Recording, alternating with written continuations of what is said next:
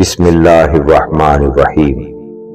زندگی جب بھی رلائے تو سمجھ لینا کہ گناہ معاف ہو گئے، اور زندگی جب بھی ہنسائے تو سمجھ لینا دعا قبول ہو گئی۔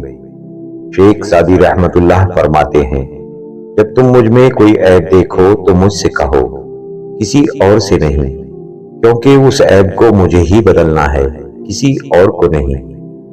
مجھ سے کہو گے تو نصیحت کہلائے گی اور اجر لکھا جائے گا، کسی اور سے کہو گے تو غیبت کہلائے گی اور گناہ لکھا جائے گا۔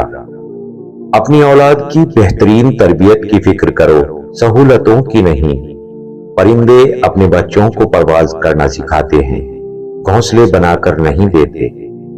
بڑے بزرگ کہتے ہیں، فصل رنگ بدلے تو کاٹ لو، لوگ رنگ بدلے تو چھوڑ دو۔ حضرت علی فرماتے ہیں، کفر کے بعد سب سے بڑا گناہ دل آزاری ہے، چاہے وہ مومن کی ہو یا کافر کی۔ لوگ اس پتھر کو سنبھال کر رکھتے ہیں جس پر اللہ لکھا ہوتا ہے، مگر ایسے کتنے دل توڑ دیتے ہیں جن میں اللہ بستا ہے۔ دنیا میں دو کام بہت مشکل ہے، ایک اس کے ساتھ رہنا جس سے محبت نہ ہو، دوسرا اس کے بغیر رہنا جس سے محبت ہو۔ لوگوں کے لفظ پتھروں کی طرح ہوتے ہیں، اپنے اوپر لادو گے تو کمر توڑ دیں گے، اور قدموں میں رکھو گے تو بلندی پر پہنچ جاؤ گے۔ آپ کا برا وقت گونگے انسان کو بھی بولنا سکھا دیتا ہے۔